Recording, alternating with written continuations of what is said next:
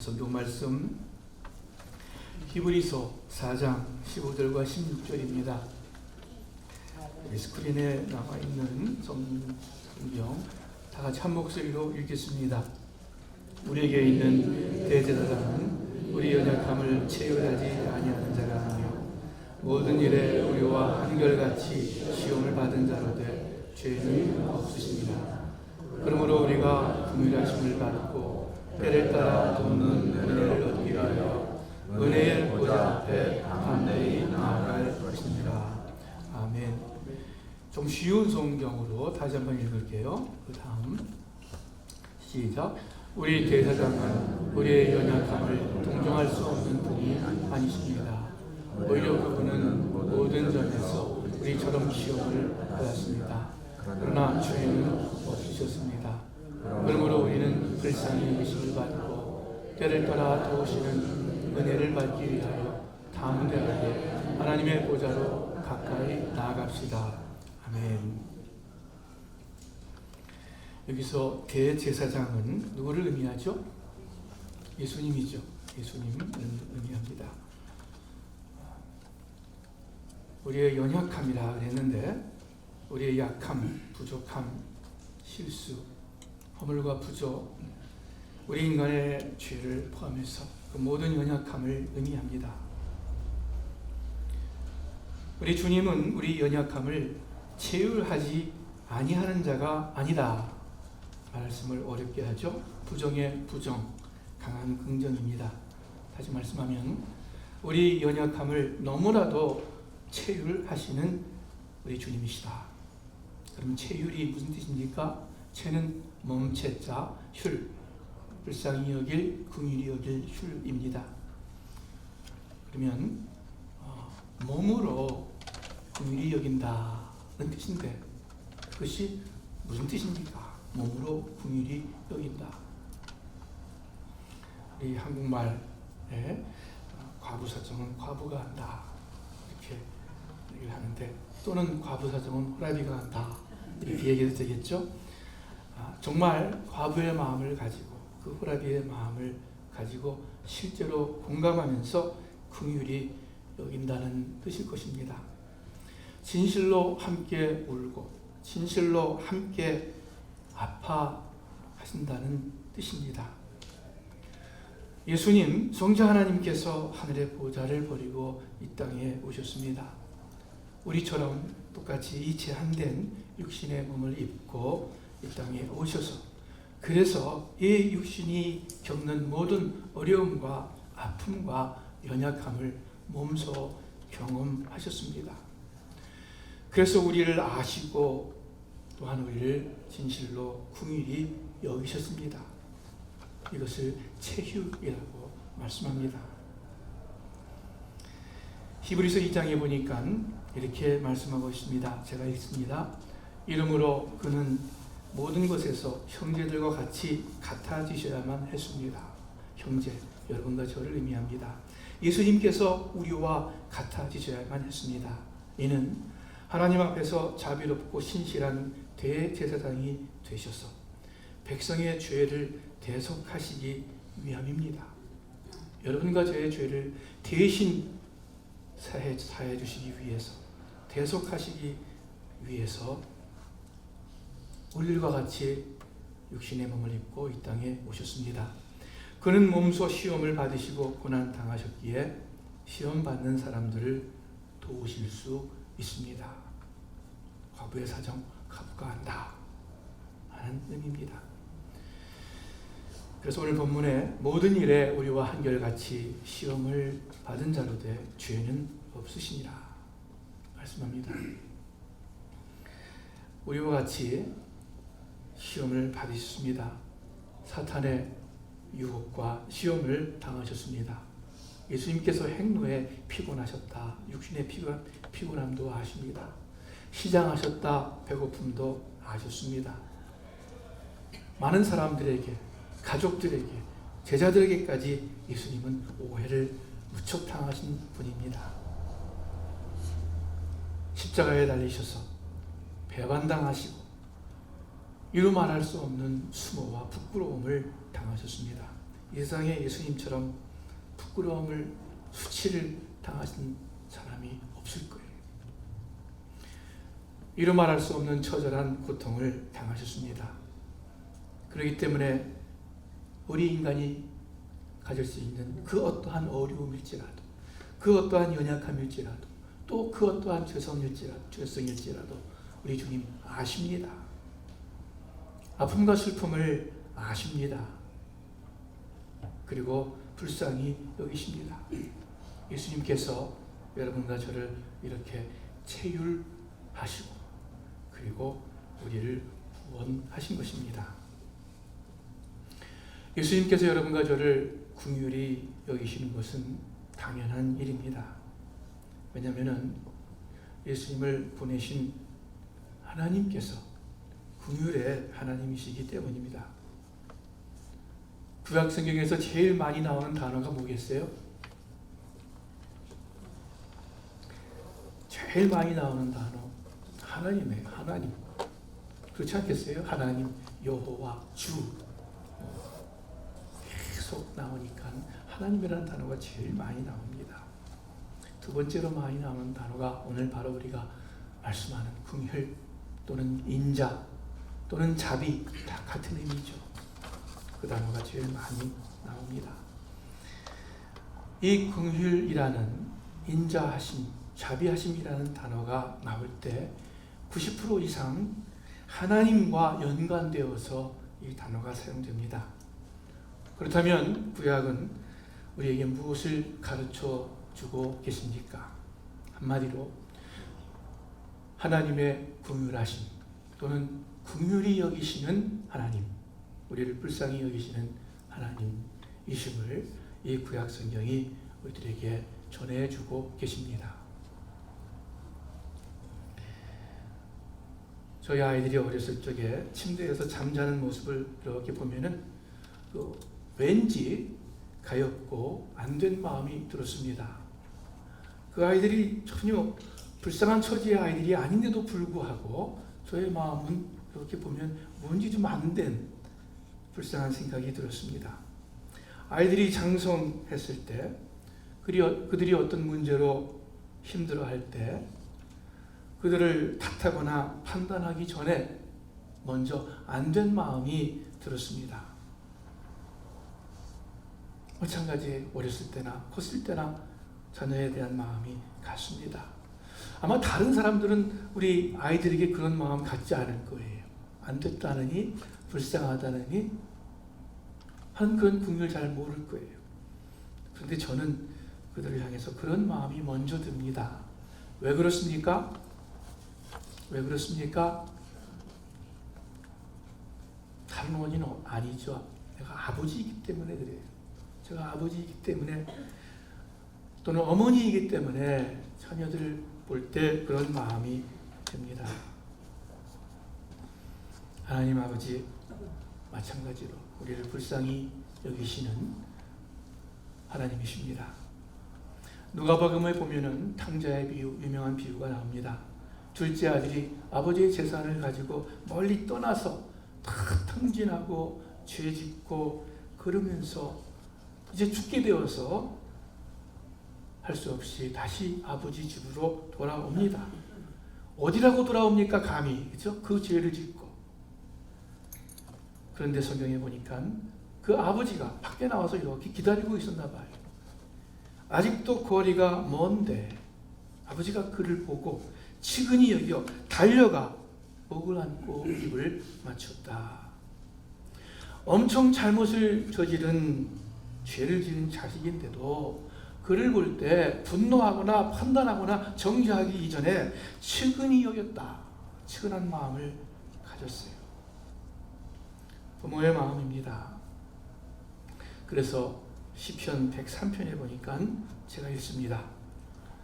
동이 서에서 먼 것 같이 우리 죄가를 우리에게서 멀리 옮기셨으며 아비가 자식을 불쌍히 여김 같이 여호와께서 자기를 경외하는 자를 불쌍히 여기시나니 이는 저가 우리의 체질을 아시며 우리가 진토임을 기억하심이로다.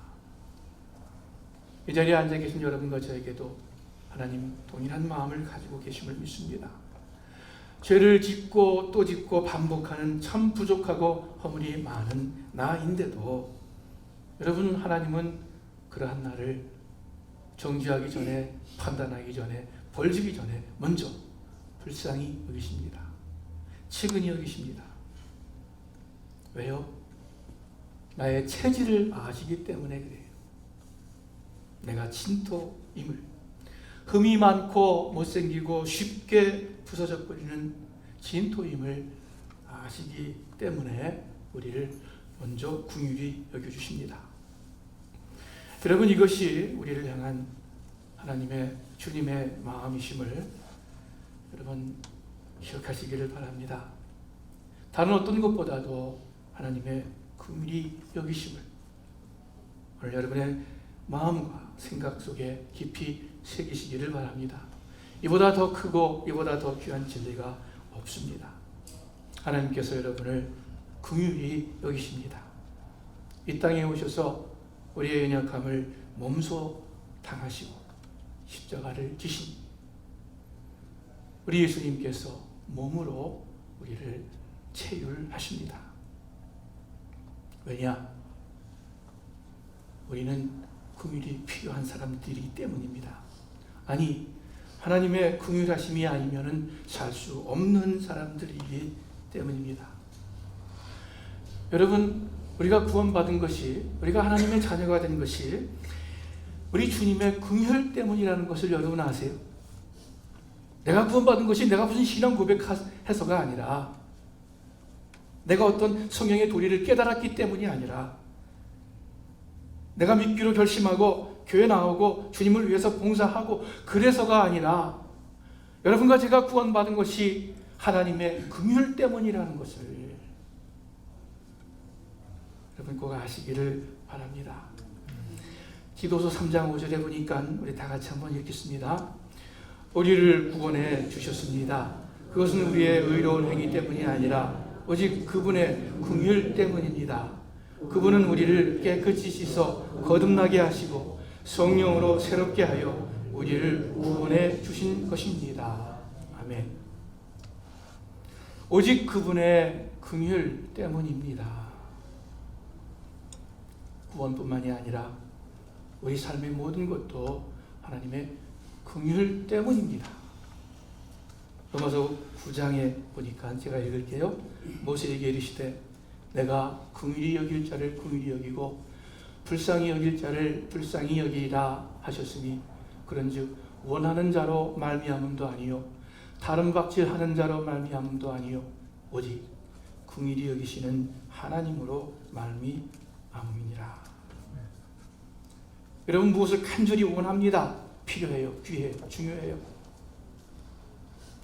또한 그 원하는 것을 얻기 위해서 다른 박질합니다. 열심히 노력합니다. 당연히 그래야죠.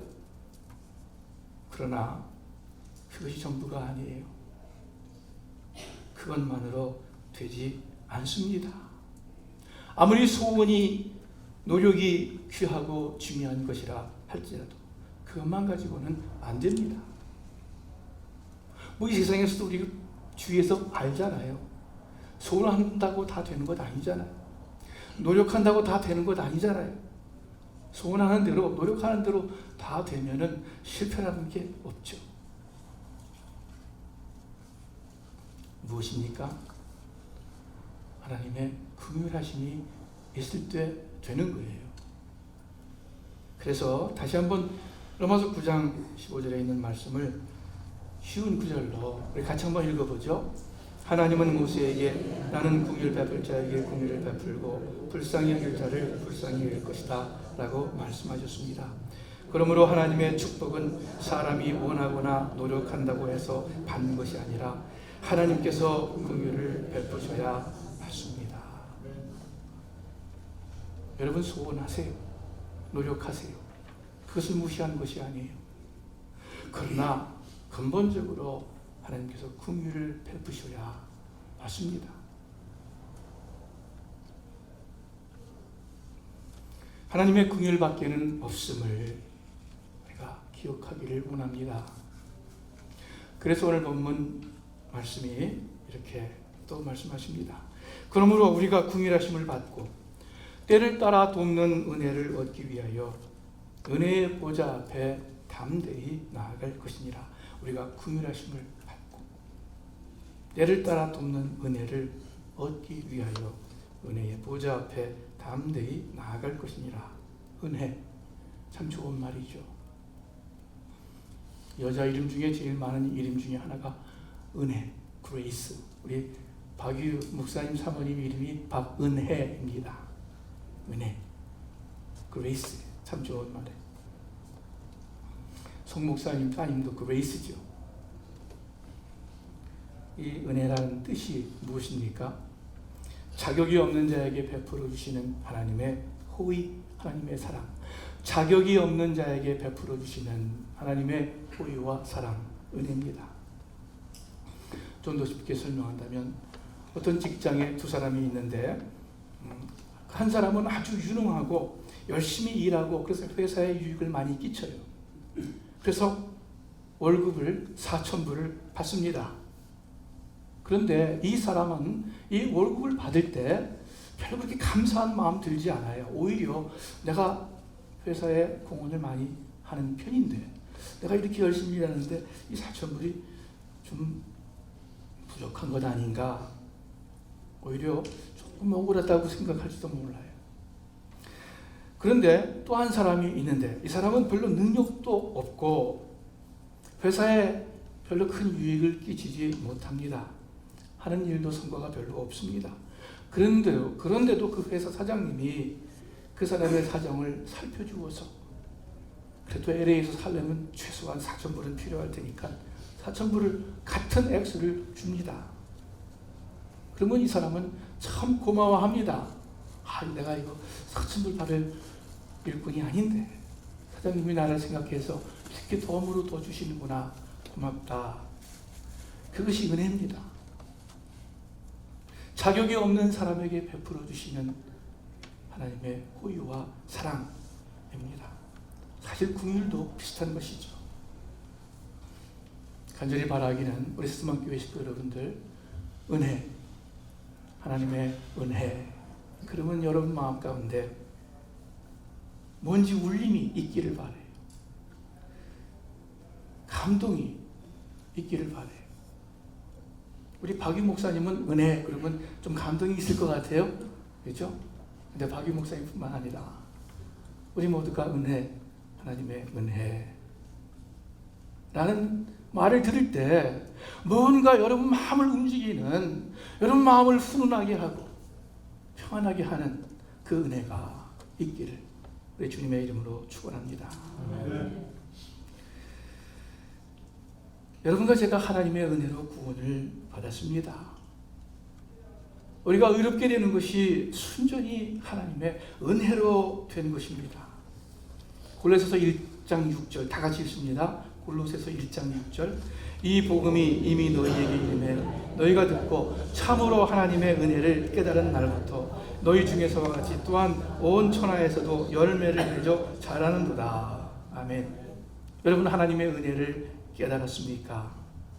참으로 하나님의 은혜를 깨달았습니까? 아직 그렇지 못하다면 여러분 구원받지 못한 것입니다. 현재 하나님의 은혜가 아무것도 없습니까? 그렇다면 여러분 영적으로 성장이 멈춰져 있는 상태입니다. 믿음의 열매가 없습니다.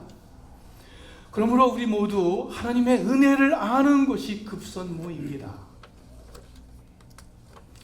하나님의 은혜를 계속해서 알고 계속해서 받는 것이 우리 매일매일의 삶에 꼭 필요한 신앙생활의 필수입니다.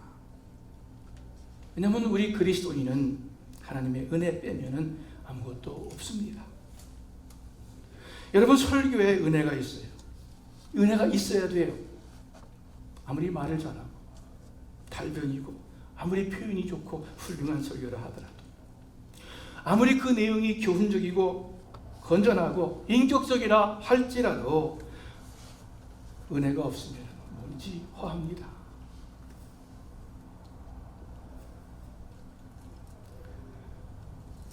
설교 잘하신다고 유명한 목사님들 교회가 쭉 있어요. 다 그 교회 문제가 많아요. 많이 났어요, 과거에. 왜 설교 그렇게 좋고 목사님 훌륭하다고 그러는데 교회에 문제가 생깁니까? 여러분, 찬양에 은혜가 있어야 됩니다. 그냥 세상에서는 음악적 실력만 있으면 될지 모르지만 교회의 음악은 은혜가 없으면 향기 없는 조화와 같습니다. 여러분, 목장 모임에 은혜가 있어야 됩니다. 아무리 재미있다 할지라도 서로 간에 하나님의 은혜와 사랑이 있어야지. 그렇지 않으면 언젠가는 시들해지고 언젠가는 문제가 생깁니다.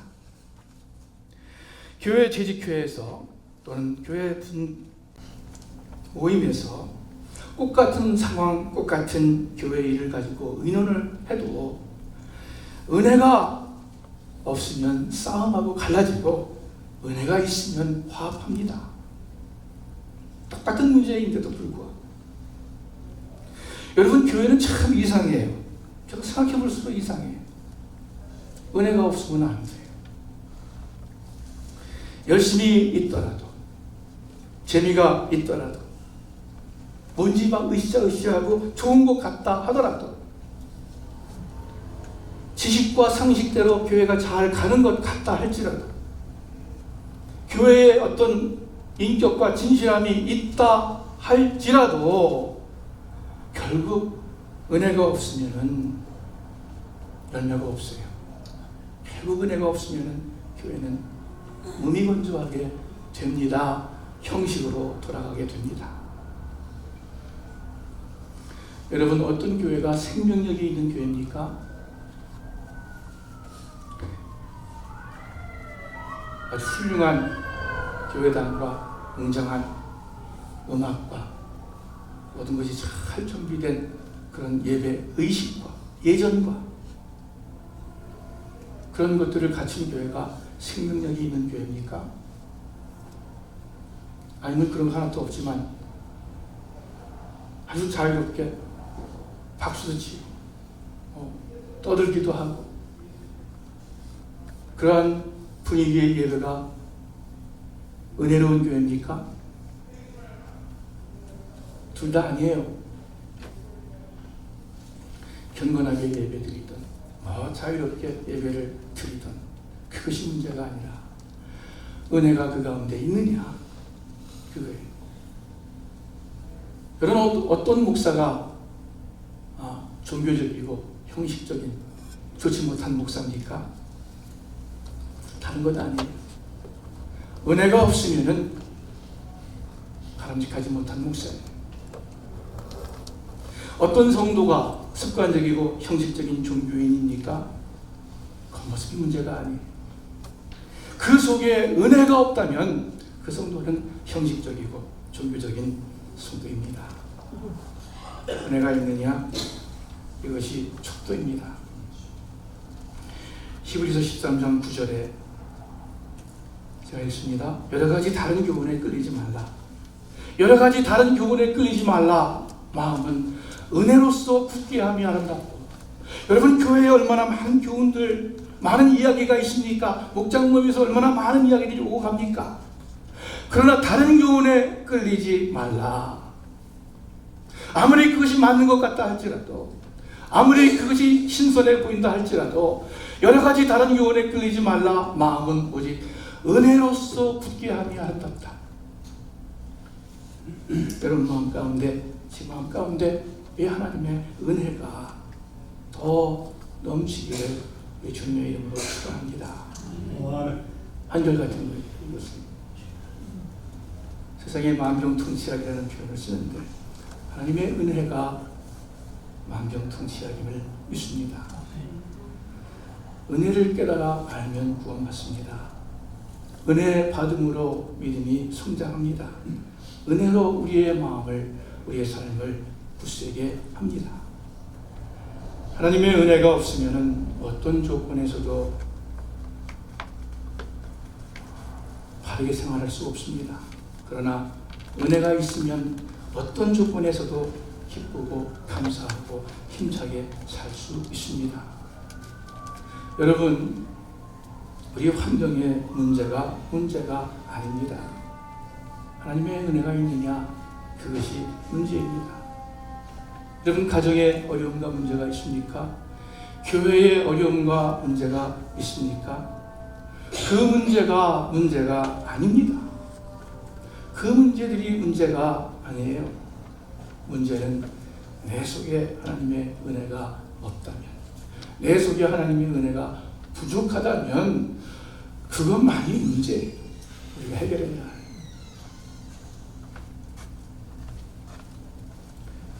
어린아이는 엄마 젖을 먹고 자랍니다. 어렸을 때부터 젖 잘 먹고 자라는 아이는 나중에 키도 잘 커요. 아무래도 먹지 못하는 아이는 잘 자라지 못합니다. 기본입니다. 그래서 부모들이 저 아이들 먹이려고 얼마나 애를 많이 씁니까?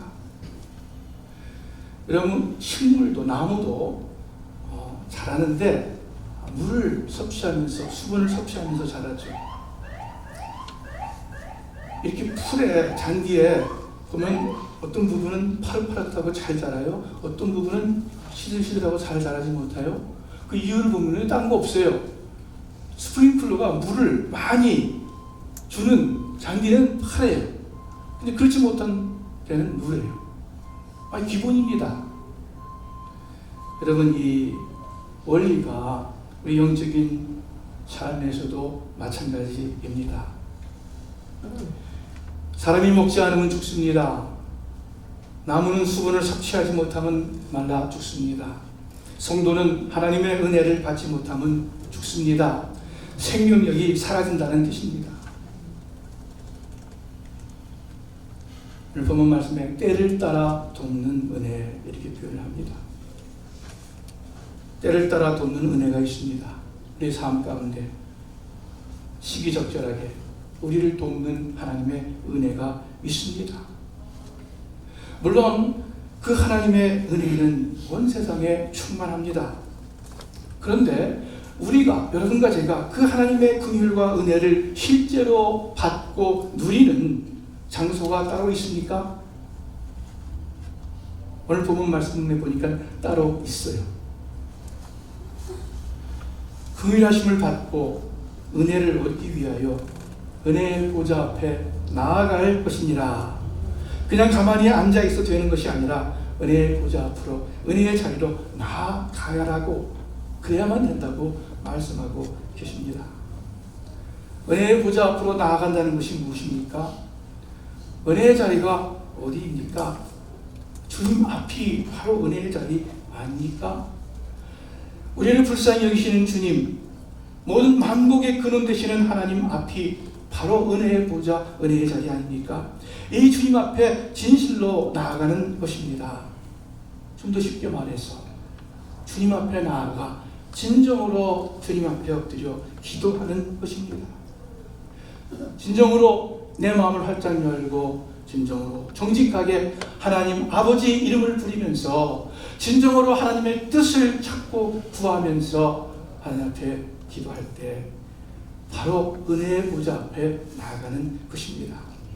담대히 나아갈지니라 말씀합니다. 누가 담대히 나아갈 수 있습니까? 죄 없는 사람이요? 아니죠. 의로운 사람, 칭찬받는 사람 아니죠.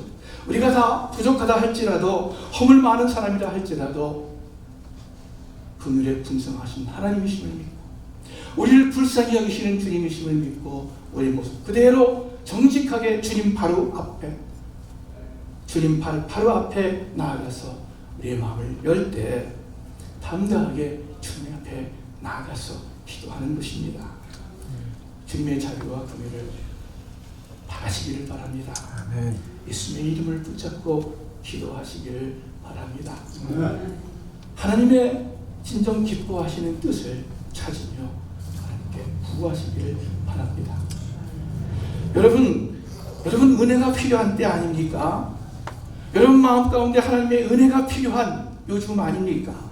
우리 교회에 하나님의 은혜가 필요하지 않습니까? 우리 목장의 식구들 한 사람 한 사람 하나님의 은혜가 필요하지 않습니까?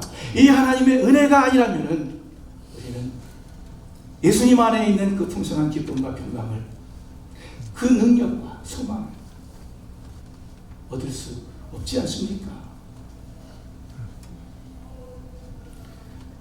부부싸움하고 부부 문제가 있을 때 여러분 어디로 갑니까? 가정 문제뿐만 아니라 직장에 사업에 문제가 있을 때 여러분 어떻게 행동하십니까? 결정하기 어려운 그러나 정해야 할 중대한 사안이 있을 때 여러분 먼저 무엇을 어떻게 하십니까? 마음 가운데 소원이 있습니다. 자녀를 향한 기도 제목이 있습니다. 남편을 향한 또 주위 사람들을 향한 여러 가지 소원이 있습니다. 여러분 그 소원을 가지고 있을 때 먼저 무엇을 하십니까? 우리에게 가장 좋은 길, 해결의 길이 있습니다. 은혜의 보좌 앞으로 담대히 나아갈지니라. 여러분 자주자주 주님 앞에 진심으로 엎드리시기를 바랍니다. 여러분 진심으로 주님 앞에 엎드린다면 분명히 하나님께서 바르고 참되고 좋은 것, 복된 것 여러분의 마음과 삶에 허락해 주십니다. 교회에 허락해 주십니다. 내 집은 만민의 기도하는 집이다. 예수님 말씀하셨어요. 이곳에 오는 목적이 무엇입니까? 여러 가지가 있겠지만 무엇보다도 기도하는 마음으로 하나님께 예배하며 기도하는 마음으로 함께 사랑하며 기도하는 마음으로 격려하며 귀를 찍으신 자가 듣지 아니하며 눈을 만드신 자가 보지 않으시겠느냐? 여러분과 저의 저주와 형편을 다 보십니다. 남이 알지 못하는 우리 마음을 나 스스로도 알지 못하는 내 무의식의 깊은 마음속까지 우리 주님은 다 헤아리고 계십니다. 그리고 가장 감사하게 그 모든 상황 가운데 여러분을 불쌍히 여기시고 측은히 여기십니다. 그것을 위해서 우리 주님은 구원의 길을 열어 놓으셨습니다. 그 은혜를 누리며 살아가시는 여러분과 제가 되기를 주님의 이름으로 축원합니다. 기도하겠습니다. 하나님 아버지, 하나님의 그 크신 은혜에 감사를 드립니다. 아버지 하나님, 너무나 커서 눈에 잘 보이지 않는 하나님의 은혜인 줄을 압니다. 그러나 성령 하나님께서 우리에게 예비하신 모든 좋은 것들을 보여주신다고, 들려주신다고, 깨우쳐 주신다고 하셨사오니 성령 하나님 계속해서 저희들 가운데 역사하셔서 하나님의 은혜 알게 하시고 그 하나님의 은혜로 우리의 삶을 살게 하여 주시옵소서. 예수님의 이름으로 기도합니다. 아멘.